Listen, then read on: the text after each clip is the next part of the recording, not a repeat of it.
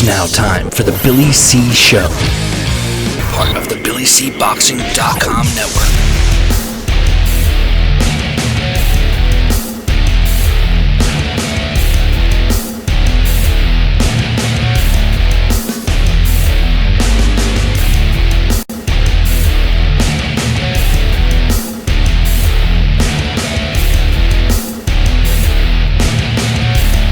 And we're coming to you live from the Billy C. Studios in Lake George, New York. I'm Bill Calogero, and it's time for the Billy C. Show.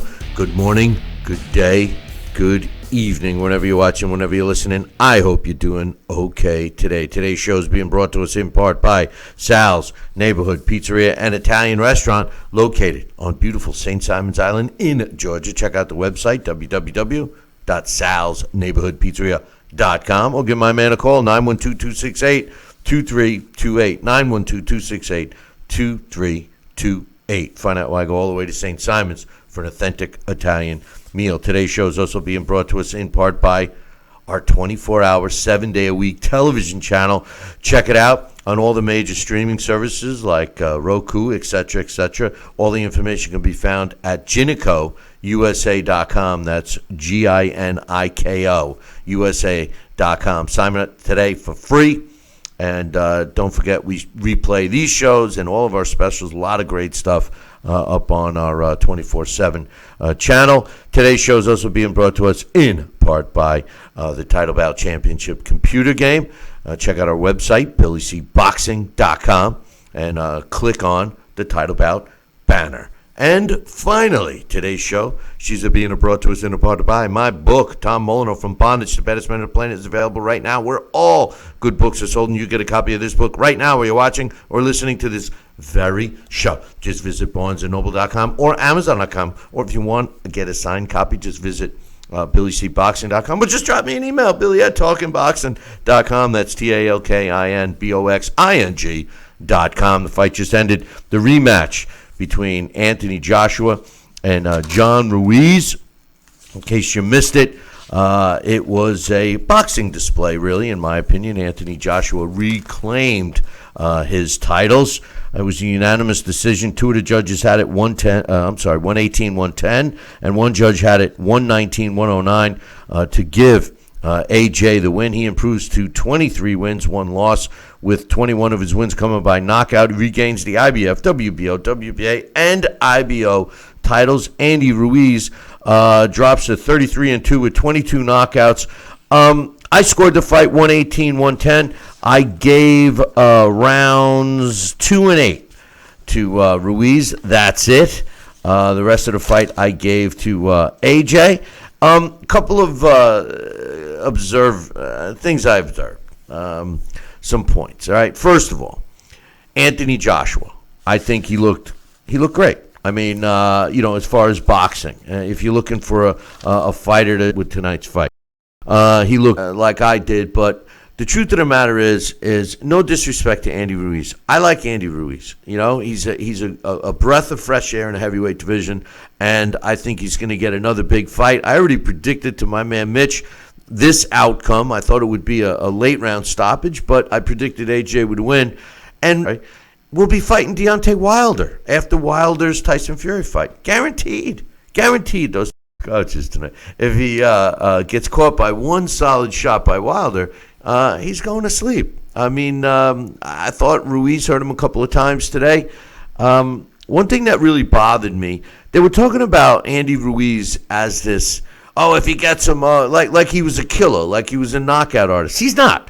Out of his 33 wins, only 22 of his wins came by knockout. That means 11 of his wins were by decision. I think that styles makes fights. You guys have heard me say AJ's biggest weakness is fighting shorter guys. And when you fight a shorter guy like Ruiz, who actually has hand speed and some pop, I'm not saying he doesn't have any pop, but when you combine all of that, you can see why Anthony Joshua lost the first fight. Also, the main reason he took Ruiz lightly. Let's be real. That's the truth. He took him lightly. So Ruiz is the same Ruiz. He got to bask as a world champion for several months, but he is what he is. The thing that bothers me is all of his power shots are behind the head. They're illegal punches. I can't believe Luis Pabon did not warn him. It was clear. AJ complained about it. If you go back, a lot of his victories that he won by knockout, every single fighter will complain that he hit behind the head. He did it in the first fight. It's how he rocked AJ, and in this fight, I thought he hurt AJ, and the shot came from behind the head. If you notice, I think it was in the second or third round. If you notice after that, AJ was protecting himself from that until the later rounds when Ruiz was connecting with the behind the head shot again. Every time AJ went to hold or get in tight and smother Ruiz, he would come back with the behind the head shot. And I think the referee should have warned him. That's an illegal punch. It's an illegal punch, whether it's effective or not. I was a little surprised that Ruiz didn't try to go to the body a little more. Possibly would have slowed AJ's movement down. But basically, they were saying he was chasing him around the ring. I don't know if he was so much chasing him around the ring, but he was spinning him around the ring. That's for sure. Andy Ruiz stayed in the center of the ring most of the fight. But for the most part, I thought it was entertaining. I enjoy when a fighter loses and then comes back and wins the fight, and you see improvement. And we clearly saw some improvement tonight with AJ. I think that he's disciplined, and I showed it. I think he showed his discipline. As far as all the talk about getting a new trainer, I still believe maybe it's time. Maybe it's time. I thought that with Sean Porter and his father, and they proved me wrong. But maybe AJ needs somebody else in the ring with him, training, I should say, behind, outside of the ring, but in the gym with Bracken. I just think that maybe they should consider that. Real quickly, we're going to be talking about this fight all night, but the truth of the matter is like I said, the 2 rounds that I personally scored for Andy Ruiz was round 2, which was a close round, and then round number 8 I also gave to Ruiz. The card was billed as 5 heavyweight fights. We got to see 2 other fights I'm not going to really get into as filler. For the most part, first of all, I love the fact that DAZN broadcast this fight during the day. I wish every fight was like this. I really do. It'll be curious to see what kind of numbers they did. But, as far as the fight card itself, I'm not so sure it was a great card. I enjoyed the Povetkin fight. But as far as the rest of the card, I don't know. There were a lot of overmatches. The first fight, Majidov improved to 2-0 with 2 knockouts when he stopped Tom Little at 1 minute and 49 seconds of the second round. Little was down in the second round, and when he got hit in the top of the head, and that was the end of that. Referee Stephen Gray stopped the fight. Stephen Gray, I'm sorry. It seemed he was down. Little got up. He was getting knocked around a bit. I don't disagree with the stoppage. It was inevitable. It was going to happen. Hrgovic improved to 10-0 with 8 knockouts with his knockout victory over Eric Molina. The win came at 2 minutes and 3 seconds of the third round. Molina was down via a body shot in the second round. He was also down in the third when he got knocked out. It also seemed like he was down in the first, but Ian John Lewis, who's the referee, did not call it. Molina drops to 27-6. All 6 of his losses came via knockout. He did challenge for a world title twice and lost to Wilder and Anthony Joshua. Like I said, Hrgovic improves to 10-0 with 8 knockouts. Dillian White returned to the ring. 271.1 pounds Dillian White was. I know he had a short camp for this fight against Moritz Wach, but Dillian White, if he wants to, he's crying that he needs to get, a top fight.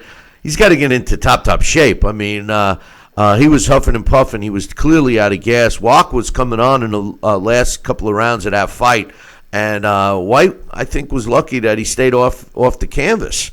He improved to 27-1 with 8 knockouts when he won a unanimous decision over Walk. Walk drops to 35-6 with 19 knockouts. 98-93. 2 of the judges scored it, and the third had it 97-92, all in favor of Dillian White, who improves to 27 wins and 1 loss with 18 knockouts. His only loss came at the hands of Anthony Joshua back in 2015. In an extremely exciting fight, Alexander Povetkin, 40-year-old Alexander Povetkin, made an exciting fight with Michael Hunter. I thought he won the fight. I scored the fight 116-112 for Povetkin, but unfortunately, I wasn't the official score because one judge had it 115-113 for Povetkin. One judge had it 115-113 for Hunter. And what do you suppose the third judge had it? You guessed it, 114-114. That was the American judge, by the way. It was a split draw. Hunter came on strong in the first round. He also came on strong in the last couple of rounds. But for the most part, I thought Povetkin controlled the fight. I think Povetkin is in great shape at 40 years old. He's slow. I mean, he always was. And I think that Hunter did hurt him a bit, which surprised me. But nonetheless, of Michael Hunter's 18 wins, only 12 were by knockout, and he fought most of his career so far at cruiserweight. So I was a little surprised at that. But nonetheless, it was a so-so card, to be honest with you. I mean, let's be real. The main event was exciting, and like I said, I liked the Povetkin-Hunter fight, but every other fight on that card was a mismatch. Saudi Arabia, very interesting.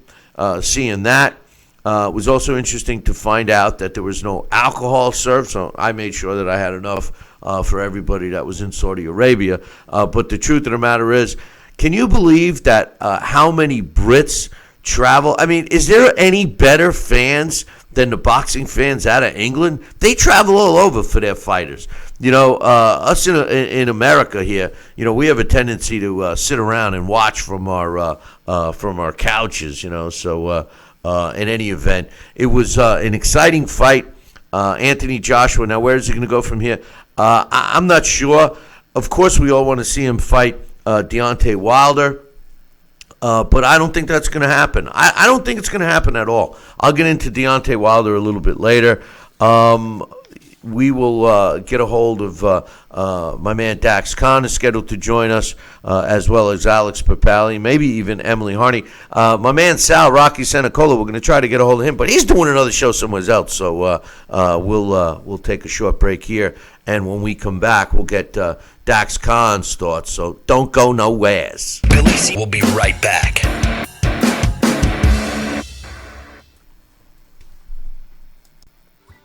Snacking has never been this exciting. At Graze.com, we combine wholesome ingredients with the flavors we all love to create over 100 exciting snacks. Grazers already in love with our exciting snacks. So come to Graze.com for your first box free. Need relief from backaches and stiffness in your hips or down your legs? Then you need Dr. Ho's Back Relief Belt, the innovative technology to support and decompress your spine. And now it's covered by Medicare. Every patient with back pain should be wearing this belt. Nothing gave me instant relief except for the Dr. Ho belt. Feel good while standing, walking, driving, doing housework, and while laying down. And now Dr. Ho's patented belt is available at our best price ever. It's even covered by Medicare. Not even $200. I will give you my special TV price. And remember, you will want to hear this. Penalties and interest come. That's BillyCBoxing.com. Consider this your warning. Now back to Billy C. Interact with the show at BillyCBoxing.com.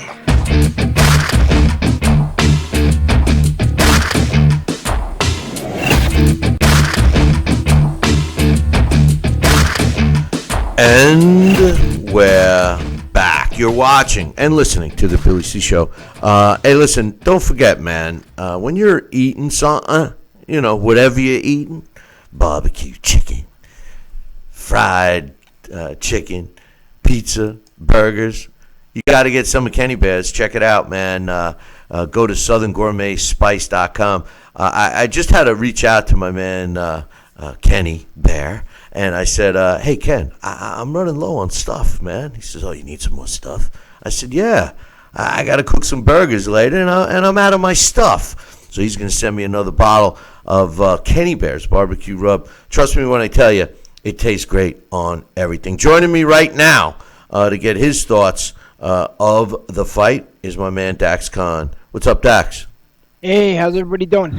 Doing well, man. What'd you think of the fight? Well, one, Andy Ruiz, what do you say? I mean, it's kind of embarrassing that you've become a Charles Martin or a Buster Douglas or Hasim Rodman or anybody else that they were actually comparing him to. Andy Ruiz, he came in there and he's a better fighter than what we've seen tonight. But Andy Ruiz had no game plan too. Was even capable of switching up his game plan a little bit.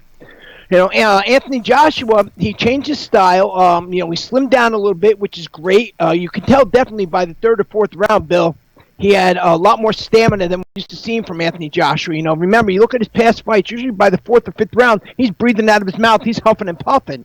Tonight, he did well. But what he didn't do tonight is he didn't seem all that confident in being the boss. When you compare him to guys in the past, whether or not you compare him to, a Muhammad Ali in his rematch with Joe Frazier, whether or not you want to compare it, to Evander Holyfield in his rematch against Riddick Bowe, or you want to compare Lennox Lewis in both his rematches to Oliver McCall or Hasim Rahman. They came out, they took charge of the fight, they wanted to prove they were the boss. Anthony Joshua seemed very unsure of himself in there at times. There was even the one round where he had a couple good rounds, and the round ended. Andrew Ruiz happened to catch him with that good shot, and Anthony Joshua looks at his corner and he kind of shrugs his shoulders and lifts his hands. I don't know if he's really, truly mentally over that defeat the last time. He kind of seemed a little worried about getting punched all the time. I don't know, man. First of all, I'll say this, all right? And I'm surprised at you, Dax, really, because, all during the Klitschko era, you were pointing out all the statistics, how many rounds he won. He virtually won. I think there was I remember you coming up with a stat at one point where he had fought for almost a decade, and you could make the argument that he didn't even lose a round in 8 years or something like that. And I, the relationship between Klitschko and AJ, I think what we saw tonight, the discipline, and I believe that's really was the difference, was the discipline from Anthony Joshua. That proved to be the difference, and there's nothing wrong with that, because he would need discipline to fight a Deontay Wilder for sure. As far as Andy Ruiz, I mean, no disrespect to him, everyone loves Andy Ruiz, but Andy Ruiz has been the same fighter for his whole career. They were making him like he was a bombs away knockout puncher, which he wasn't. He did knock out AJ. But before that, 11 of his wins weren't by knockout. I think we saw Andy Ruiz. This is the same Andy Ruiz we always saw. And what we saw tonight was an upgraded version of Anthony Joshua. Yeah, he added more. And, again, I'm happy that he got rid of that bulk. He improved the stamina. He just seemed very unsure of himself. He didn't seem that confident. He fought a disciplined fight, and you have to congratulate him on that. And you only have to assume he's going to continue getting better from this change. This is just a preview of the Anthony Joshua in the future. But is it or is it not? Again, when you mention these other guys, they came back with like a point to prove like they were the boss. Anthony Joshua, even when he would land a really hard shot, he seemed a little nervous about stepping in. Now, you shouldn't go in there reckless, because that's what kind of got him knocked out the last time. But, he didn't stick around either to make sure that he was still in control of the fight. He was so worried about what was coming back at him. Now, when you go in there against other guys a little bit more rounded than Andy Ruiz, you're not going to be able to be so hesitant. And his jab, the difference between a Klitschko or a Lennox Lewis or something like that, guys like that, big guys like that, their jabs were controlling jabs. Anthony Joshua was more like a flicker jab, but Lennox Lewis and especially Vladimir Klitschko, when he threw out that jab, that stopped guys in their tracks. I don't care who it was. When they landed that hard jab, it stopped guys in their tracks. Anthony Joshua was just kind of flickering that jab. So I really don't know what to make of him off this fight. He has his belts now. Once again, he's a two-time heavyweight champion. How long that lasts, I really don't know. I don't want to sound really critical, but I was impressed with the stamina. I was impressed with the discipline. He just did not seem like a really overly confident Anthony Joshua. No, of course. Listen, any fighter that gets knocked out, that tastes his first defeat, is going to be a little tentative. Dax, I've said it all along for several years now. The worst thing. Anthony Joshua's biggest weakness is facing guys that are way smaller than him. You know that. He's always had trouble with those kinds of guys. And when you add the hand speed, let's face it, Ruiz has got fast hands. And it's not like he has no power. He has accumulation power. I'm not so sure he's got, a one-punch knockout type of a power, crush his opponent. I don't think that. I think that he lands an accumulation of 3 or 4 shots that'll put his opponents down. But I think that AJ was fighting tentative. He had to get the confidence. There was a couple of points in that fight where I thought that he was going to exchange and go toe to toe and forget the discipline. And somewhere along the line, it clicked. Oh, wait, take a step back, and I think that's ring savvy, ring intelligence, to be honest with you. Oh, absolutely it is. Absolutely it is. And I'm not really trying to knock Anthony Joshua, so I just keep reinstating that. It's just that Anthony Joshua just did not seem all that confident of himself when he had a guy who was true, just very one-dimensional and not in the best of shape. Now, as for the Klitschko brothers, the stat on the Klitschko brothers is Vladimir Klitschko never had a close fight. His 2 losses were by stoppage, but he never had a close fight. The amazing thing about Vitaly Klitschko was never behind on a scorecard in his whole career. The 2 losses that he suffered were the one against Chris Bird was due to the shoulder injury, and he was way ahead, and he was ahead against Lennox Lewis. Vitaly Klitschko was never behind on the scorecards. He never lost. He's lost rounds, but he was never behind in a fight, which is amazing. He was never behind in a fight ever. Who? Vitaly Klitschko. No, I know, but I don't know how many times Vlad was behind in a fight either, to be honest with you. I really don't know, but the thing saying about Vladimir is Vladimir never had a close fight. It was never like a majority decision. It was with Vitaly, it was you just had to hope for the best. You had to go in there and just say, you know what, I hope that for some reason somebody's blessed upon me with superpowers and I knock this guy out, because that was the only way that was going to happen. That's what separates them. Can Anthony Joshua be that guy one day? Maybe he can. I don't know, but right now we just have to see. This is just the remember, this is his first fight back after the knockout loss, so we have to really see what's to come. Right now he has his belts back. Let's see what Anthony Joshua does next. Well, I mean, who do you think he's going to fight next? I think he's going to probably fight, and I'm not going to criticize him if he does. More than likely, it's going to be a good opponent, but nobody that's like a big killer, because I still think that his confidence is not fully there yet. Or, what could happen is Eddie Hearn, who knows what Eddie Hearn can do, and say Alexander Usyk and Anthony Joshua, they go against each other next. And Alexander Usyk, he beats the version of Anthony Joshua tonight, and he would certainly beat Andy Ruiz tonight. Deontay Wilder? No, Usyk. Usyk has that against Usyk, or he'd be stripped. That's the WBO rule. Whether or not Eddie Hearn allows that because they share the same promoter, I don't know, but that's possible. Other than that, I think, look for Anthony Joshua to face somebody in the lower 15, the lower 20. I don't know. Maybe Hunter? Maybe a Pulev, maybe an Oscar Rivas or somebody like that. I really don't know. I don't see him fighting anybody really dangerous just yet. I think that I wouldn't be surprised to see him fight a Hunter or somebody along those lines next. Anthony Joshua, I'm saying. As far as Usyk, I'm not so sure. We'll have to see. We have to see if Usyk can handle a shot from a real heavyweight. How about Usyk and Ruiz? I don't know. But some other fights on that card. What was your thoughts on the Povetkin fight? Alexander Povetkin against Michael Hunter. I scored the fight for Povetkin, to be honest with you. I had it 116-112. How'd you see that fight?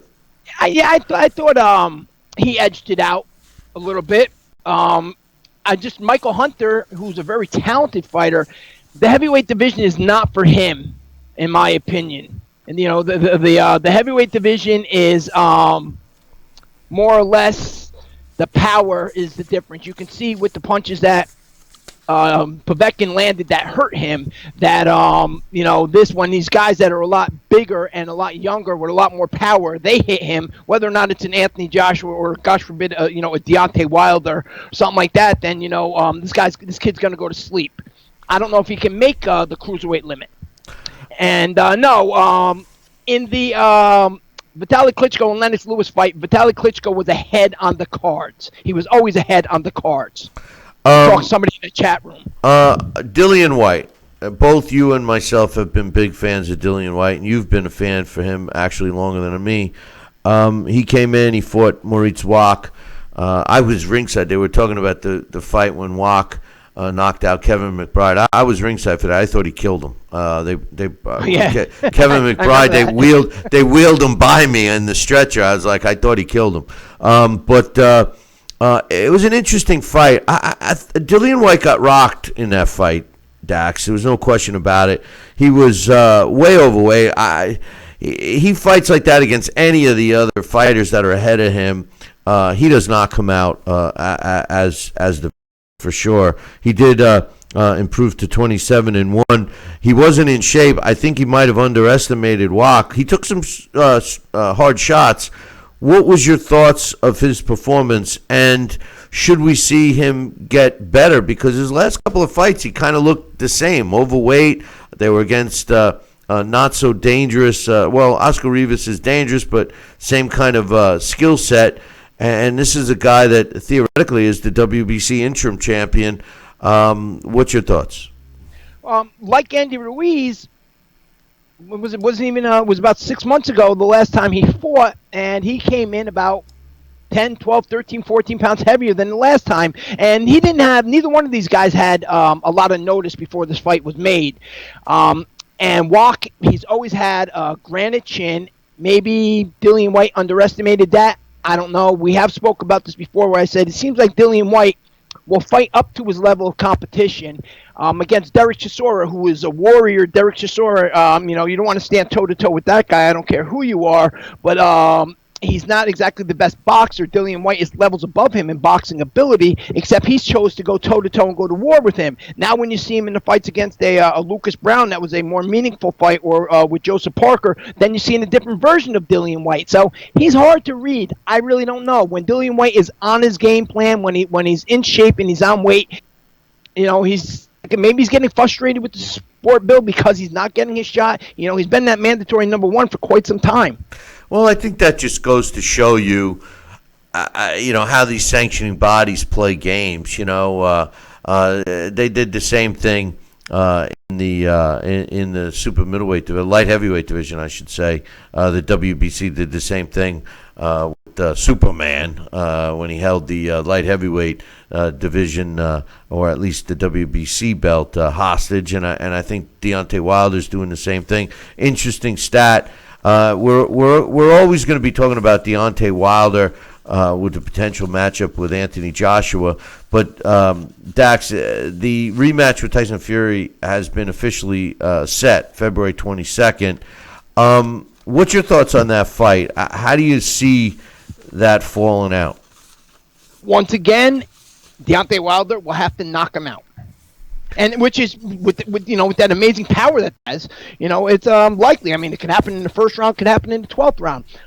Tyson Fury has shown to have a better chin than any of us expected. We've seen that in the last one. But unless he knocks Tyson Fury out, Tyson Fury is just going to outbox him easily. Tyson Fury, still, I'll say this, is skill-wise the best heavyweight in the world. His height, his speed, his unorthodox style, that amazing footwork for a man that big. He is truly the best heavyweight in the world, and he has a great chin. So it's just a matter of these guys getting in the ring with Tyson Fury. And Tyson Fury, every time we think a lot of the criticisms about the WWE stint, and we always seem to think, well, maybe he's not concentrating on boxing, but look at all the things that he's come back from. That guy, not just does he have all the physical attributes, but mentally, he's probably the most mentally strong heavyweight there is in the world right now.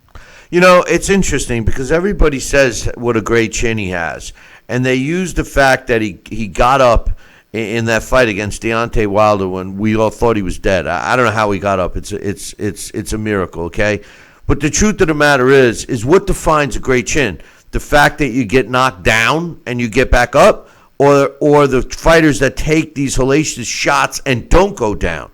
I watched Steve USS Cunningham rock Tyson Fury, and I've always thought he had a suspect chin.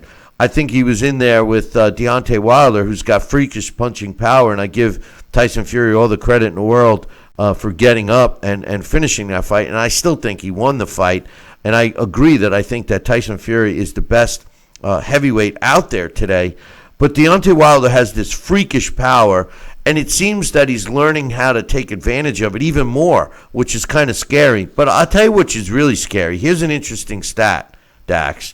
The number of knockout victories, and I got this from my man Mitch, the number of knockout victories against top 10 rated contenders. Joe Louis was one of the greatest heavyweights of all time. And Joe Louis had 27 knockout victories against top 10 rated contenders. And keep in mind, Dax, that when Joe Louis was a heavyweight, there were only 10 top 10 heavyweights. Today, you got 4 major sanctioning bodies with potentially 10 different top 10 heavyweights in each one. So you could have 40 top 10 heavyweights. How many knockout victories against top 10 rated contenders has Deontay Wilder amassed? Yeah, you have a point there, but I will give me a number. Joe Louis had 27. How many again? Deontay Wilder, how many fights does he have? 42, 43, against top 10 rated contenders. Joe Louis had 27. I'd say, let me see. Obviously, the Ruiz ones. Spilka is one. Then we have Areola. Washington was rated at some point in time. Stavern was a belt holder, whether or not, no matter what you think of him. Then you have Malik Scott. I don't know. I'd have to get back to you. I have to think about Dominic Brazil. Oh, speaking of that with Dominic Brazil, going to that statement you were making real quick on what defines a solid chin. Being able to get up or being able to take the punches without going down. I remember having a conversation with you several times about Dominic Brazil and me saying, he doesn't really have a good chin. And you said to me, he has a great chin. He just because he goes down, he keeps getting back up. So when you're up until Deontay Wilder, and Anthony Joshua, who are both big monster punchers. So in your opinion, what defines that great chin? Well, I think I think that a fighter that can take a punch. I think Povetkin showed a great chin tonight. He took some solid shots and he was in trouble and he didn't go down. That's what I think. Can prove a sturdy beard. The guy that doesn't go down. But then again, you could make the argument that he gets up. Is that a solid chin or is that a lot of heart or quick recovery powers? Nobody had faster recovery power, in my opinion, than Evander Holyfield. So I don't know. But the answer to your question, the answer to my question, Deontay Wilder beat 2 top 10 rated contenders at the time in which he fought them. Ortiz was one of them. And Stavern doesn't count because he was the champion the first fight. He wasn't rated the second time. And Areola wasn't in the top 10 either. He was in the top 12. And maybe Klitschko is for, we're just speaking about heavyweights. I'd probably have to say that Vladimir Klitschko ranks very close behind Joe Louis. I think if you count his 2 reigns, he actually has more defenses in total than Joe Louis, doesn't he? Or are they the same? Yeah, or he's been in more title fights than Joe Louis. Who, Wilder?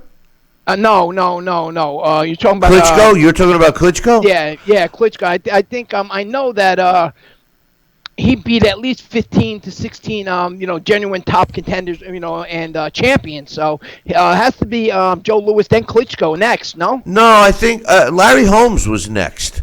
Larry Holmes was about to tie his record, I thought, and lost. I thought it was Larry Holmes. No, I thought that was Marciano's record. Well, no, that was knockouts, but I'm pretty sure that wasn't it 20? Didn't he have 20? This wasn't successful title defenses. This was just knockout victories against top 10. But I think Joe Louis had 20 or 21, something like that. I think Holmes only had about 14 or 15 on knockouts in title fights. And but I know that, let me see, you got to see Klitschko beat Chris Bird a few times, beat Samuel Peter a few times, both world champions. Mercer was a world champion. Then you have guys like Jennings. You have Povetkin, another world champion. He beat Walk. There was in Bragimov. Then we'd be here all night. But the point is that Vladimir Klitschko wiped out that division and beat everybody at least twice, good or bad. So for almost he controlled the division for almost a decade. And that is pretty impressive. Like you and I had talked many times, if the guy was a little more exciting, he would be the guy everyone's talking about. Yeah, go ahead. No, I was going to ask you one last thing I wanted to ask you was Daniel Jacobs against Julio Cesar Chavez Jr. on December 20th. Jacobs moving up to super middleweight. What's your thoughts on this fight? I love it. I think we're going to see a different version of Danny Jacobs. We spoke about this in Vegas several times. Wonder the middleweight division, how hard has it been for Danny Jacobs to make that middleweight division? And so now he's not cutting as much weight. I think that this is going to be great for Danny Jacobs. And I think we're going to see a different version of Danny Jacobs. And maybe we'll see the Danny Jacobs that's knocking guys out again. Well, what version of Chavez Jr. are we going to see? I don't know. Are we going to see the Chavez Jr. that smokes hydroponic? Are we going to see the Chavez Jr. that hits the bong? I have no idea. Who knows? This is boxing, Bill, and anything can happen. For all we know, the Chavez Jr. can show up in this phenomenal shape and just walk through Danny Jacobs. But I would expect Danny Jacobs to go in there and put on a dominant performance. Chavez Jr. is also very one-sided, so I think everything points into the favor of him. The one thing I was just going to ask you, what was your opinion of I never say his last name right, Felipe Hrgovic. He fought Eric Molina. Yeah, how do you pronounce his last name? Somebody in the chat room tell me. I thought it was pronounced Hrgovic, Philip Hrgovic. He won. He beat Eric Molina by a third round knockout, 2 minutes and 3 seconds. Molina looked like he was there for a payday. He was trying to get a point taken away for hitting behind the head. I think Andy Ruiz hits behind the head more than now you got me having a hard time doing Hrgovic or whatever. Phil. Usually you're slaughtering. I know, but I was getting better. Yeah, but usually you're slaughtering Johnson. I know. I can't even. What do you think I'm Billy C for? I can't even pronounce my own last name. But I don't know what to think of him, Dax. I think of him similar to Mario in the chat room. Hrgovic. Yeah, Hrgovic. The her is silent. There's no E. So just add an E to there. It's Hrgovic, But I'm not crazy. I'm not overly impressed. I think he's too slow. He stands up too straight. He got hit a few times. Molina did land a couple of shots. Those crazy overhand rights that he was landing. I kind of see him as a better looking Pulev, to tell you the truth. I don't know why. Do you think? Am I wrong? Do you see him going places? No, it's just I think he's a solid fighter. He has that kind of that basic European style that's taught in the amateurs. Just lately, there had been, matter of fact, Johan Duhaupas came out in an interview, and Duhaupas had spent a lot of time with Vitaly Klitschko, and he said that guys from the European amateur system that is really one-dimensional, and he's going to fade out quick or become another Pulev, who is always teeters somewhere in that number 5 area, but just really can't seem to get over that hump. I like all of these young fighters that are coming our way from the heavyweight division. And the one thing that is a fact is that the more there are, the more we're going to see them fight each other. The Daniel Dubois, they're rising to the top. And all of a sudden, they're going to have to start, like now, they're going to have to start fighting these top guys, so we'll really get a feel on them. So we'll see. Listen, these heavyweight fights tonight, let's be honest, this is almost like a Rolling Stones farewell tour. Povetkin's 40, Molina's 37, 38, Walk is pushing 40. Well, Walk was impressive. He's going to get himself another fight. He was impressive. That's why I compared it to another Rolling Stones farewell tour. Just as long as these guys look good tonight, they're going to continue to get paydays and they're not going to go away when they should be retiring. I'd like to see a Walk fight a Daniel Dubois or Hrgovic. Gets in there with a Walk. Maybe he's in trouble. So I don't know. Dillian White in there. People thinking, well, Dillian White's the next level. He's a better level fighter, but he was out of shape. That fight, although it was all Dillian White, that fight, it could have been a disaster for Dillian White. I thought that was a dangerous fight for Dillian White. After halfway through that fight, I said to myself, I don't know if he wasn't in good enough shape for Walk. They both came in out of shape, but I don't know. But hey, listen, I got another question. I know that the other one was my last, but this is my last, about a fight that was scheduled end of December. Tank Davis, Gervonta Davis, is going to be taking on Yuriorkis Gamboa. I've always been a fan of Gamboa. He's been up and down with his career. He's a fantastic offensive fighter, but defensively is his biggest weakness. He steps in there with Gervonta Davis, who's offensive minded. This is a guy that's got hand speed and some pop. What's your thoughts? Is this going to be a showcase fight for Davis, or does Gamboa have a shot? One of the kids in the gym last night, the Newburgh Hook Elite Gym last night, Tyrone, he was asking me about this fight. He was trying to figure out whether or not Gamboa would be able to trouble Davis at all. And I was honest. I said, this is more or less a hand-picked opponent for Davis, because Gamboa hasn't looked good in a long time. Terrence Crawford, how many years ago, was brutalized for fighting Gamboa. How much criticism did he get for fighting Gamboa? All he ever heard was, oh yeah, he knocked out a blown-up super featherweight.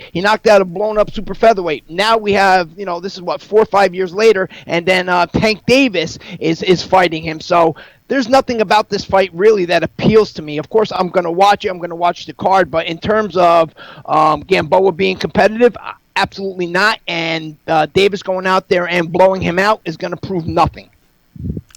Well, Davis may be avoiding some other big fights. There's some other huge fights in that division. I'm not even saying that. Getting into that, I'm just saying, this opponent right here is just when you're at the top of your division and you're trying to be one of the best fighters in the world and break into that pound for pound list and be spoken with the names of like Canelo or a Usyk or Lomachenko. You got to be doing better than what he's been doing in his last 4 or 5 fights. Can Gamboa win the fight? No. He doesn't throw as many punches as he used to. He doesn't have the stamina that he used to, and he certainly doesn't have the chin to take Davis's power. Gamboa, even in his prime at his best, used to hit the deck a lot. So his last fight, he beat Roman Martinez. Roman Martinez has a lot of miles on him. You know, I wish his miles were frequent flyer miles. Dax, great job as usual, and I'll be looking forward to you next time, brother. All right, and shout out to our resident. Not only is he our moderator, but he is now our official resident translator. Fat Apple's in the chat room. It is pronounced Milosevic. Yeah, he does. FA does a great job in the chat room, that's for sure, and he deserves a shout out for sure. Dax, I'll talk to you soon, brother. All right. Yeah, it's a good thing we got people in the chat room that are smart enough to help us with the pronunciations. Don't forget about getting yourself a bottle of Kenny Bear's barbecue rub. Just go to southerngourmetspice.com.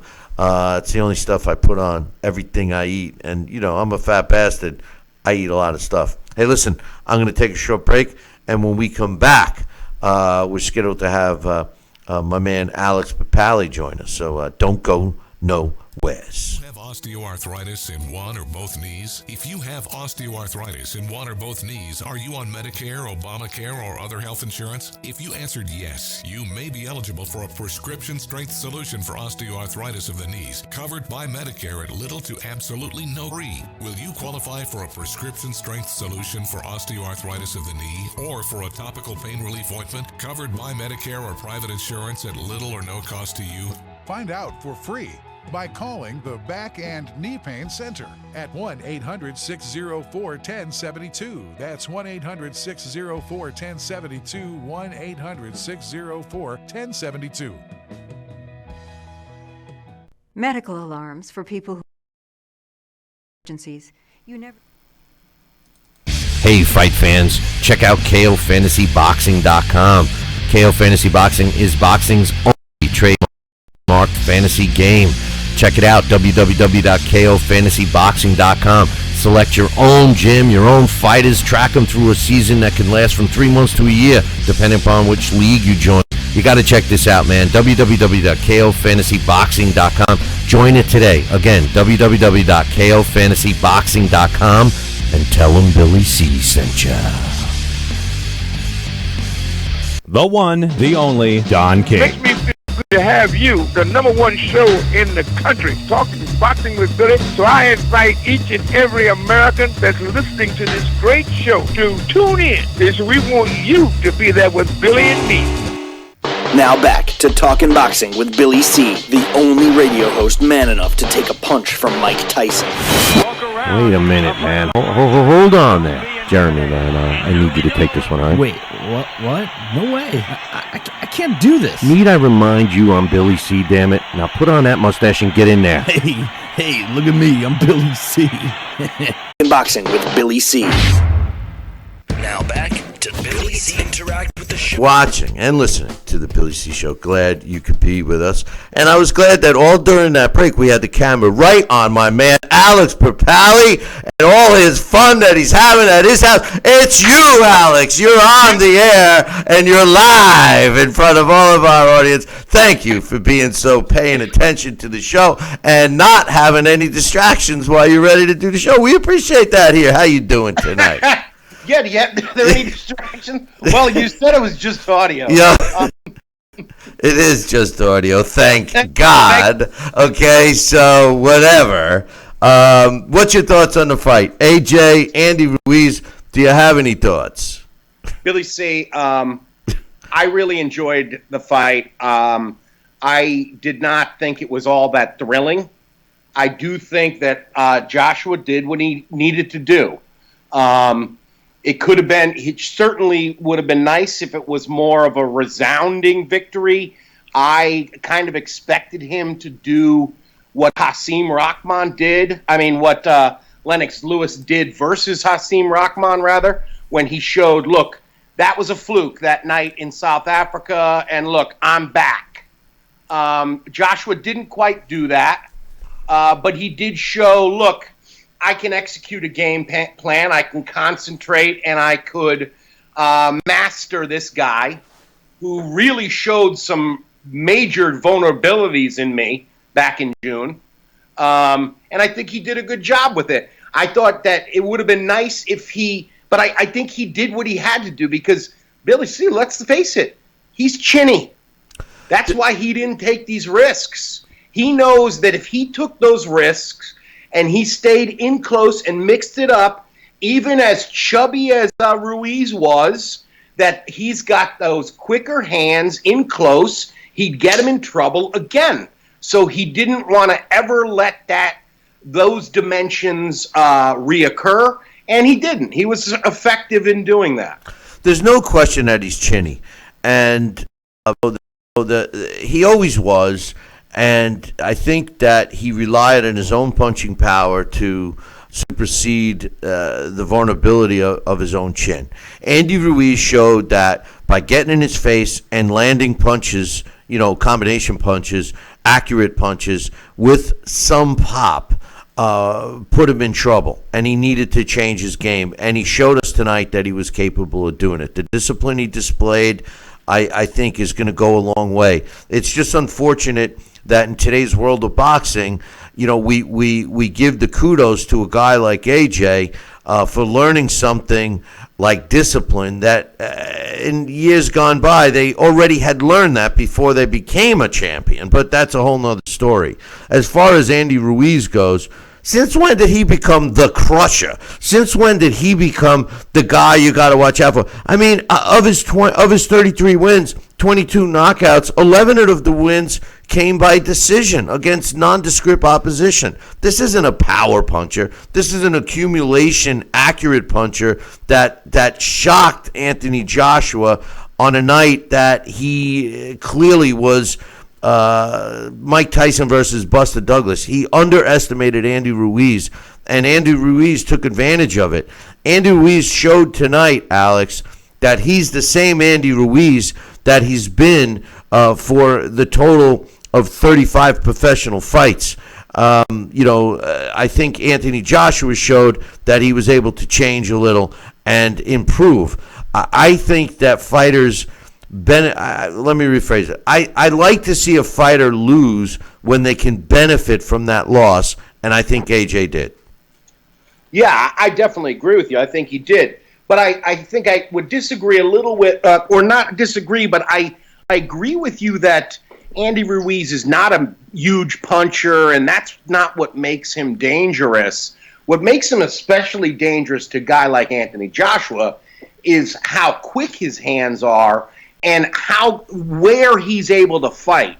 He's able to fight in very close, and I think that's definitely a positive for Usyk, is that, and it would be if you were able to take, what we love always to do is talk about having a time machine, and if you took guys from different eras, I think that's why all these guys would have a lot of vulnerability to a guy like Mike Tyson, because a guy who's got shorter arms but can close distance really quickly and explode quickly and use short punches like hooks and uppercuts would kill all these guys, cream all these heavyweights. They're all vulnerable to do that from that kind of fighter.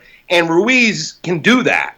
Even though he's not a huge puncher, when you add Joshua's questionable chin in there, he can do damage because you're still getting hit by a heavyweight.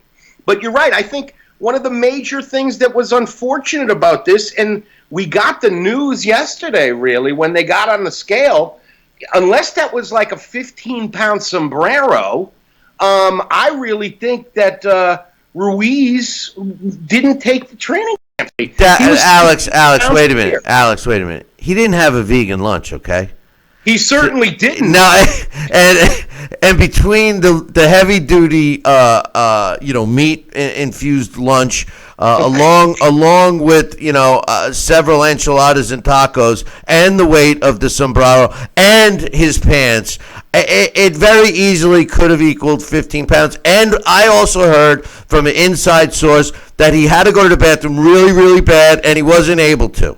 Okay, so you add all of that together, and it came out to be 15 pounds. He did not look like he was any heavier than he was in the last fight when he was in the ring. I don't know. I thought his stomach did look a little larger, but, maybe, I don't know. I know I have his stomach looked larger. Yeah. I mean, come on, man. Come on. You got some water. You got some water in your lungs, okay? I mean, come on. I have body image issues, so I could be wrong. But listen, I do think that he the thing that was impressive and still was impressive, he has a hell of a chin. And that's what made him dangerous all night. And it's very clear that Joshua thought he was dangerous all night because he gave him so much respect. And there was a funny moment, I think it was in round 9, where Joshua actually, clinched him and then looked into his eyes like a lover. He looked deep into his eyes, as if you're still here. What do I have to do? And there was this moment. Yeah. You know what the answer was? Hit him behind the head some more. Because every power shot that Ruiz throws is behind the head, Alex. Well, I thought some of that was because, I don't know. Why? Because he turned the wrong way? I mean, every time they went in for a clinch, he hit behind the head. I'm telling you that I think that, and I love Andy Ruiz. How can you not like Andy Ruiz, okay? But his punches were behind the head. They were illegal. I didn't notice too many. Really? I did think that Anthony Joshua, one thing that Ruiz was doing that I thought was totally cool, Hagler used to do it all the time. If you had a hand free and you were partially clinched, you hit the guy in the body. Nope. And there was a couple of moments where Joshua sort of got stuck half bent over, and Ruiz went right ahead and banged him in the side. And Joshua even kind of whined about it. And I think that's the thing. To me, you can't help but, even though he was fighting Andy Ruiz, he was also fighting Tyson Fury and Deontay Wilder in our minds. And quite frankly, Alexander Usyk. Because you got to throw him into the mix, because what's he? A short-armed, powerful heavyweight. Fast-armed. That he could, and he has the psychology and nerves of steel that he could break down a Joshua. I don't know, man. I think, to me, even though Joshua did something, this is rarefied air for him. He's up there with, like, the Floyd Pattersons, Joe Louis, guys who regained the heavyweight crown. That's significant. But he did show that he is not the best of them. I think Tyson Fury is the most skilled. Deontay Wilder hits like a superhero. And then you got to say Joshua's third. I can't argue that at this stage. I don't think Usyk is in the mix. I'm sorry. He has not beaten a legitimate, good heavyweight yet. Does he have the boxing skill to frustrate and outbox an Anthony Joshua or even a Deontay Wilder? I'd say the answer is yes. He's not going to outbox Tyson Fury. No. But Tyson Fury, listen, the fight between Deontay Wilder and Tyson Fury, as much as I'm a fan of Anthony Joshua and Tyson Fury, I think the fight between Deontay Wilder and Tyson Fury will yield the best heavyweight in the world should we crown a winner in that fight. As far as Deontay Wilder is concerned, he has no boxing skills, zilch. However, he's got, like you, and I love the way you put it, he's got the power of a superhero, and that's been great for him, and it's all he's needed. You got the three-headed top fighters in the heavyweight division, three-headed dragon in the heavyweight division, and then the next level guys are like what we saw tonight, Dillian White. I saw an overweight Dillian White that to me doesn't stand a chance with any of those top three guys. What's your thoughts? Yeah, that was caca, that fight, man. I was very surprised because that was a sign we got yesterday at the weigh-in too. You know, the scale tells no lies, Billy C. And he came in heavy too. I don't know. I got on the scale the other day and it said one of you guys got to get off. It was lying. I was the only one on it. But anyway, you know. I couldn't believe that was the same Marius Wack that he's been knocked out quite a few times. And I figured Dillian White would have knocked him out. Alex, weren't you with me at, I think it was Foxwoods or Mohegan Sun, when he knocked out Kevin McBride? Weren't you with me? Not with you, but I remember that. Yeah. And I thought he killed Kevin McBride. I mean, I really did. And I was impressed with Wack tonight. I really was. And as a matter of fact, that man is going to get himself $1 million payday in his next fight out. He came to fight. He fought to the best of his ability. And I thought that Dillian White was in a risky fight, and towards the last couple of rounds, to be honest with you, although I scored him for White, I think that Dillian White, he got a gift. I mean, he won the fight. What did I score it? Let's see, where do I have it? Dillian White, it was 98-93 twice, 97-93 by, I'm sorry, 98-93 once. Two judges had it. No, I was right the first time. It's like I was hanging out with you for a while, but 98-93 twice, 90, yeah, 97, 92. Yeah. But in any event, I thought that yes, Dillian White got a gift, but I think Michael Hunter got a bigger gift. He lost. I thought he lost that fight. I thought Povetkin won the fight. I could be wrong because I did not score it, round by round. But I was watching, pretty closely, like I said, with distractions, as you pointed out. Yeah. I'm sure you didn't miss a beat, I'm sure. But I scored at 116-112 for Povetkin. Yeah, see, that's what I would have thought. I thought Povetkin edged him because even though I thought Hunter came blazing out, suddenly Povetkin was back in the fight and was doing some serious damage every round consistently. It was. I thought it was one of the best we've seen Povetkin look. I thought that was a little, unfortunate for him that he didn't get the nod. But that's everybody wins with the draw. And then there was two other fights on the card that we got to see in the heavyweight division. Stopped Eric Molina and. Majidov beat Tom Little, two of those fighters, young fighters on the way up. Neither one of them are going to do anything special. I hate to say it. I don't mean to be a balloon buster, but I think that they may get a title shot, both of them at some point, but they don't possess. The agility. Let's just use that. Either one of them don't possess the agility to get out of the way of a legitimate, top heavyweight, in my opinion. Right. Well, I think they're still learning, but it is. This is an early. But learning and natural ability. Like when you see a fighter with natural athletic ability that's still learning. You see the potential, and okay, if he learns, how to pivot a little better, he knows how to move a little better, he knows how to, set up his jab a little better. You could see room for improvement.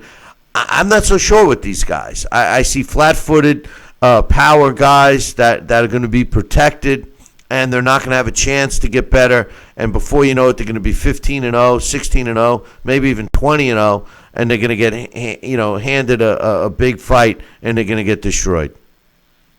Yeah, I mean that's certainly one way that it could go. I know that never happens in boxing, Alex. I know it never happens. But Deontay Wilder, Tyson Fury, the rematch has been made official. What's that? What do you think are the chances that we would see a unification now? So, like you said, we get in February. What is it? February 22nd. We get Wilder Fury 2. From that, hopefully, we get something definitive. and we know, okay, guy is badass numero uno. So is the winner of that fight number one? Yeah, I think so. Yeah. So, of course, I would want them to fight Anthony Joshua as soon as possible to get all the belts. Now, quite honestly, I think that would be a pretty great thing because I think it will be Tyson Fury. And then I think you have an all-Britain bout that would, bring down that O2 arena. Yeah. A friend of mine just mentioned Brexit, and that fight could cure Brexit. Well, listen. That's the money right there. Well, I know you guys are clearly focusing on the stock market and financial state of the world, but the truth of the matter is Deontay Wilder against Tyson Fury. The winner, as much as I'm an AJ fan, has to be considered number one. Yeah. So with that said, if it turns out to be an ever-saving England fight between Tyson Fury and AJ, I like the matchup. Yeah. Now, if Deontay Wilder comes out on top, which I think Deontay Wilder this time around is going to attack Tyson Fury, and I don't think Tyson Fury is going to survive 12 rounds of Deontay Wilder's power. I really don't. As much as I've been a fan of Tyson Fury, and since the second pro fight, I haven't missed a fight. I've been a huge fan of Tyson Fury. I just think that Wilder right now seems to have kicked it up a notch with the way he utilizes his power. I don't think he has any other skill at all. No defensive skill, no movement, nothing. He's even lost the ability to throw a jab. But he has gained the usage of his power hand, and that's a dangerous fighter right there in Deontay Wilder. So he beats Tyson Fury. I don't see a Wilder-AJ match happening in the near future, and I'll tell you why. I do see a Tyson Fury-AJ fight, but Wilder-AJ I don't see. And the reason is because Deontay Wilder is going to, especially should he beat Tyson Fury, will clearly want the side A type of money, the side A promotional team. And that's where the fight will stall. And Deontay Wilder will cry that AJ's ducking him, and AJ will cry that he's ducking him or whatever, or whatever the case is. So I don't think that fight will happen. I really don't. A couple of interesting facts.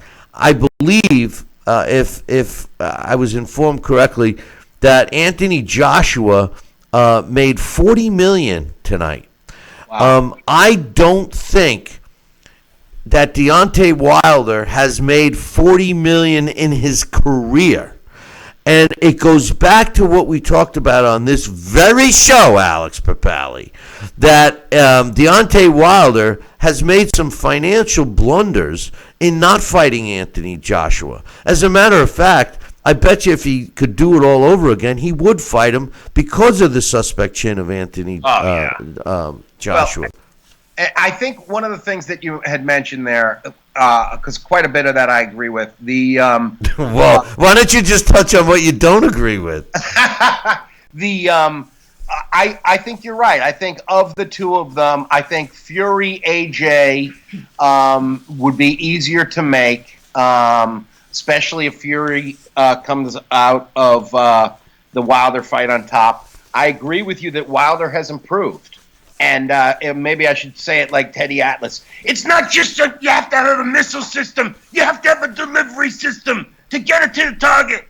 And that's the thing with Wilder. He has definitely improved his delivery system. He showed that against Ortiz. Is that we know he's a huge bomber. He's gotten better at really zeroing in and plastering guys. So you're right. It could very well be that he emerges and from the Fury fight, and then we have to sit through a Twitter war between the two of them, or an Instagram war. I think the kids like Instagram better these days, Billy C. then I think that we would have to sit through that, and that would be annoying because I think, I hate to say it, but I would sort of favor Wilder over Joshua at this point because, man, Joshua would have to stink it out. Look at the amount of running he did from Andy Ruiz, and like you said, he's not a huge puncher. I don't think it was running. How much running he do from Wilder? Mod on. I don't think it was running because he was punching. Floyd Mayweather ran. I don't know if it was running. I think it was boxing. 101. I really do. But I do agree. I do agree that I think if they fought right now, Wilder would get the best of him. I think that he's Frank Bruno, man. He's Frank Bruno. He's a great fighter. He just has no chin, and you're not going to increase the chin. And Wilder's not going to increase his chin either. People tell me, "Oh, he finally got a chin now. His chin is strong now." No, it's not strong. Listen, Anthony Joshua has always had problems fighting shorter fighters. Go back into history. Every fight that he struggled with was against a shorter fighter. He's not used to Klitschko. It took him years to learn how to fight shorter fighters. And then when the heavyweight division got bigger, it took him years to learn how to fight bigger fighters again. I think because Deontay Wilder, the nature of his style, the size of his opponent doesn't matter. He's a clubbing fighter anyway. Anthony Joshua will always do better with a bigger fighter.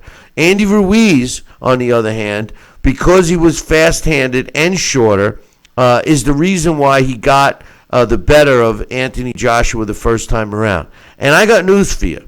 If Andy Ruiz fights Deontay Wilder, don't be surprised if Andy Ruiz gets the better of Deontay Wilder. And the reason is, when Deontay Wilder gets hit, he don't like it. He goes backwards very quickly. Anybody that's aggressive the only way to beat Deontay Wilder is to be aggressive. The problem is you're risking getting caught by a bomb. Well, and I think that's the thing that Andy Ruiz has shown that some of these guys are kind of lacking, and that one of the friends of mine mentioned earlier tonight is that I kind of get the feeling that Tyson Holyfield would have mowed right through these guys. And I said, yeah, the 90s were a pretty great era. And I think that that's the thing, is that the thing about Andy Ruiz, he has this raw fighter part of him, that he is the one who, if you hit me, I'm hitting you right back, and I want to hit you harder right now. And I'm going to get, as Bobby Chez used to say, that pound of flesh. He has that in him. Some of these heavyweights don't have that. They kind of retreat or they grab. That's the thing that makes Andy Ruiz dangerous. Yeah, well, the other part of it is that they don't get tested. They get coddled. We've talked about this many times. Fighters today, all weight divisions, get coddled. And then when they finally get into a fight, hey, it's Miller time. You got to remember, you got a microphone. Yeah, I mean, come on, Alex. You're showing no respect today. Come on, But anyway, the fighters today. I don't know. You made me lose my train of thought. Why don't you take over? What are you drinking? What are you drinking? What did you just open? A tab? A tab? What is it? It's a vegan soda. What do you got? You got just carbonated water. What do you got, Alex? Go ahead. You might as well promote it. You might as well give somebody some free promotion. Come on. It's plain seltzer. Stop and Shop. All right, Stop and Shop. Oh, so he's promoting Stop and Shop now. We have a rogue guy on this show, and I tell you something. Don't we have fights tonight too? We got Jamal Charlo. Yeah, who cares? Jamal Charlo is like one of the worst. Listen, I will be rooting for the Irish kid. Nothing against you. Nothing against you Irish people, even though what you did to us Italians back in the day. It's not like I hold a grudge to this day. Trust me, I don't. But I will be rooting for the Irish tonight. I'm not a big Charlo fan at all. Neither one of them. You know, all of the shenanigans that went on at the weigh-in. This kid is moving up in weight. Hogan is moving up in weight to fight Charlo. Charlo is nothing more than a twin. One half of a twin that the PBC is trying to promote, and they're putting him in against non-discrete opposition. This is clearly PBC/Floyd Mayweather maneuverability, where they take a guy and they beat guys with good. But along the line, you'll forget, or people won't know, or it'll be lost in translation in the boxing history books that Hogan is actually junior middleweight, moving up to fight in middleweight. Right. Aside from that, I have nothing against personally against Charlo. I'm not a big Charlo Brothers fan. I don't know. I don't know if I might as well just come out and say it. No, I'm not going to pull any punches with you anymore, Alex. I'm not a big Charlo fan, okay? Hey, your point is made, man. I respect you. I thought it was interesting seeing that Canelo went over there. When did he get that hottie? Who's that? Is that his wife or is that his girlfriend? I never saw her with him before ever. She was there at the MGM when we were there. Oh, I didn't notice. Maybe it was the what do they call it that they have, the women, the kerchiefs. Oh yeah, the hijab. The hijabs. Yeah, the hijabs. Yeah. Not to be confused with the other jobs that they get later on, but that's terrible. This is a kids show. You shouldn't be saying stuff like that. But in any event, let's talk about some fights coming up in the future. Daniel Jacobs is fighting Julio Cesar Chavez Jr. at the end of this month, December 20th. What's your thoughts of that? Daniel Jacobs moving up to super middleweight. I think he should win that easy. I don't know. I don't expect much from Chavez Jr. I don't know. I was even surprised that fight was real when they announced that.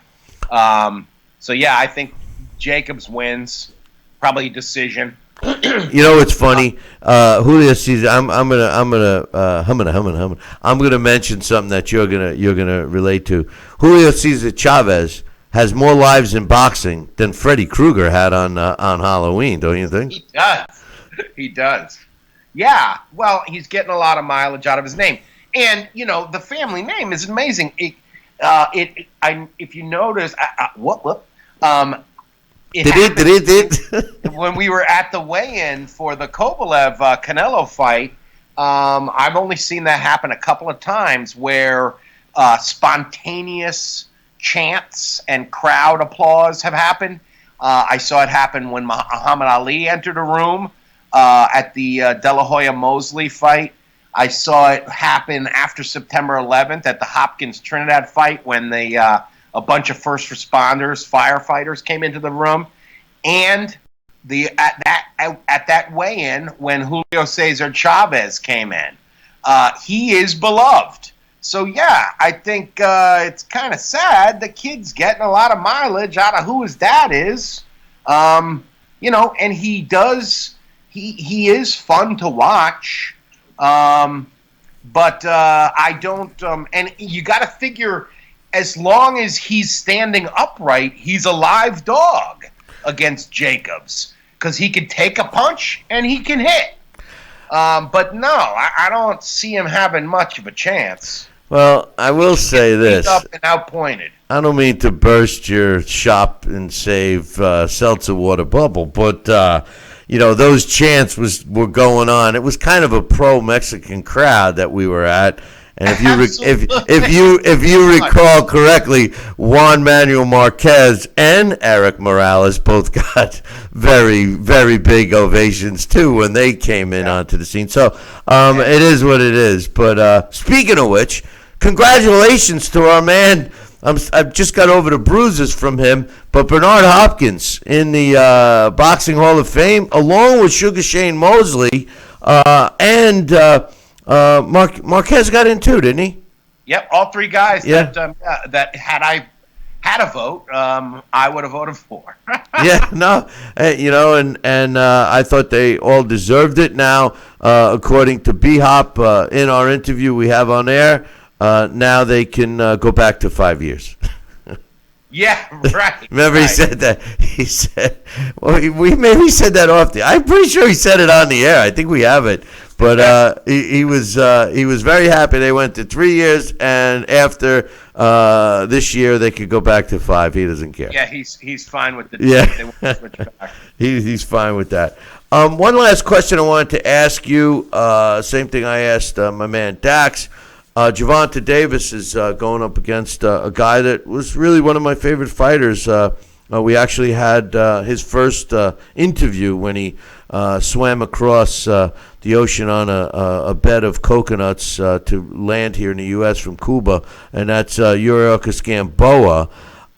Does Gamboa have a shot with Davis? No, he certainly does not. You guys are killing me. Yeah, it's kind of sad, the Yuriorkis Gamboa story, but it's the way a lot of boxing stories end. He was a guy who I really enjoyed. He had his special kind of swagger, and he was a real quick, explosive puncher. But yeah, those days are long gone. He's been knocked out a lot, and he's going to get knocked out again.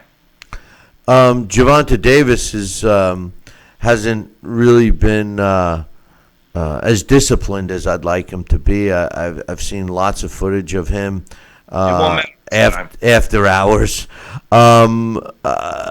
Is that kind of lifestyle gonna catch up with him? I mean, Gamboa went through that, lost, beat up a couple of women, got in trouble, and seemingly has turned it around. He has gotten back and gotten a good win against Roman Martinez.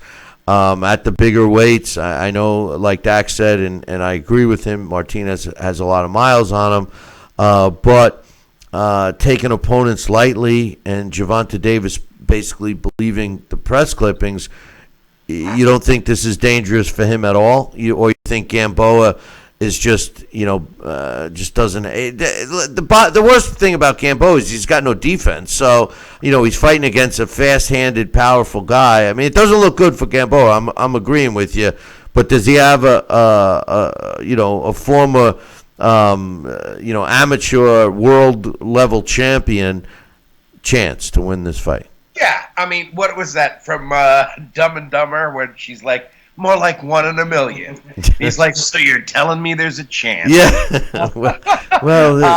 I think seriously, because, and you're right, the writing's on the wall that maybe that's true. He did, like you said, get in that little fisticuffs with Adrian Broner the night of the Canelo Kovalev fight. So it could be that he likes the nightlife a little more than training. But I don't think it's going to catch up to him versus Gamboa. I think Gamboa's damaged goods enough and past his prime. So much of Gamboa's style depended on reflexes and really lightning quick reflexes. Those fade. And I don't think he's got them anymore, and I think Davis is going to hurt him. The one thing I disagree with you on is Gamboa. What made him so great was his hand speed and accuracy. He had no defense. It was all offense. And I think that when he was at his peak, his opposition just wasn't ready for it. I think the age and some of the mileage has slowed him down a bit, but I think he's still going to be the fastest opponent that Gervonta Davis has faced. I just think he's going to be too small. But we'll see. We'll see what happens with that. But, Alex, listen, I won't hold you anymore. I know you got some pressing things to catch up on. I really wish I was there because, things are a little different in the state of New York. Yeah, I wish you were here, too. Yeah. Well, next time maybe invite me. But anyway, Alex. Yeah. And you know who was here tonight was the curator of the Muhammad Ali Museum, Rick Koletsky, who gives a big shout out and a hello to you. Oh, tell Rick I said, hey, man, I look forward to seeing him again sometime. It was fun meeting him a couple of times in the past, and I might go support B-Hop this year and go to the Hall of Fame, so maybe I'll run into Rick there. Nice. Alex. All right, Billy, awesome. Hey. All right, we're doing a couple of shows before the holidays, right? Yes, we are. We'll be doing one next week. And hey, listen, like I said, I don't want to hold you up, man. Have fun. All right, Billy C, take care. Take care. That's my main man, Alex Papali, and he's having some fun over in some great articles up on Billy C Boxing, so you should check him out. A great series that he's working on now that I personally love. So go visit our website, check it out, go to his area on it. And he says, hey, Billy C, can you shed some light? AJ boxes well and gets criticized for running. Fury boxes well and he's brilliant. I don't get it. I agree. And here's the thing. First of all, Anthony Joshua was known to destroy his opponents. He was knocking them out, and that's what people came to expect. Then he loses a fight against Andy Ruiz, and next thing you know, he's exposed. That's the way some of the boxing fans today, deal with the sport. I just think it's the lack of knowledge, to be honest with you. Like I said earlier, Anthony Joshua lost the fight. He underestimated Andy Ruiz. Andy Ruiz came after him, stopped him, and he wanted that rematch right away. So from the time he lost at Madison Square Garden until tonight, he focused on correcting what he did wrong, specifically focusing on the fight and not what his opponent looked like or what his opponent's record was or whatever else AJ did to underestimate Andy Ruiz. He worked on it.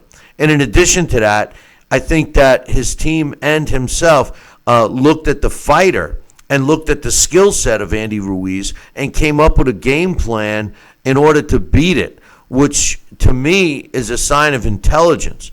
That game plan was to box, use your height and your reach and your power advantage. Because let's face it, yes, Andy Ruiz has power. Yes, he's got hand speed, but he doesn't have more power than Anthony Joshua. Give me a break. The only heavyweight that has more power than Anthony Joshua right now is Deontay Wilder, and that's it. There's no other heavyweight that's got more pure power than Anthony Joshua. What Anthony Joshua showed tonight is that he can box and that he can be disciplined. That's an improvement. And he got the win, and he won back all of his titles. He did not run. Anthony Joshua was not running. He wasn't on his feet all night long. He was moving. He was moving side to side. And Andy Ruiz's inability to go after him and cut the ring off, he was pivoting in circles. He wasn't cutting the ring off, Andy Ruiz. So I agree with my man Johnston 100%. I mean, this guy was not running. Floyd Mayweather was a runner. Floyd Mayweather ran to the other end of the ring. And not only could his opponent not hit him, but Floyd Mayweather couldn't hit his opponent. Anthony Joshua was still in position to land damage, inflicting damage on Andy Ruiz, and he did it. All you have to do is look at Andy Ruiz's face. Yes, AJ got cut, but that's it. That was the only sign that he was in a fight tonight. He was in shape. He was not huffing and puffing. Dax alluded to that earlier tonight, and AJ was not huffing and puffing. Andy Ruiz wasn't either. But I think Anthony Joshua deserves credit. He went back to the camp and to the drawing board. He came up with a game plan that was going to beat Andy Ruiz. And like I've said all night, Anthony Joshua's biggest weakness, besides his chin, is the fact that he has trouble fighting smaller fighters. End of story. Every time that he's struggled in a fight was against a smaller fighter. So Andy Ruiz had that. He had the number one in the first fight. He had the kind of appearance that you would underestimate.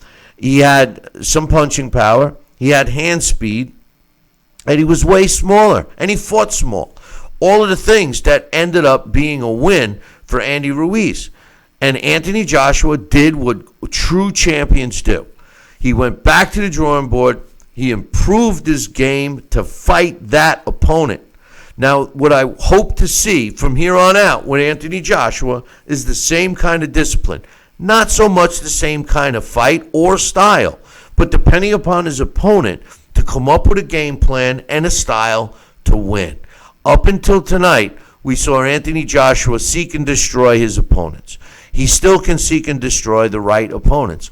But the opponents that can get in and land some. But in any event, we appreciate you joining us today, and we will be back next week. So do me a favor, make sure you tune in. Same bat time, same bat channel. Until then, I'll leave you with this. Ciao, baby.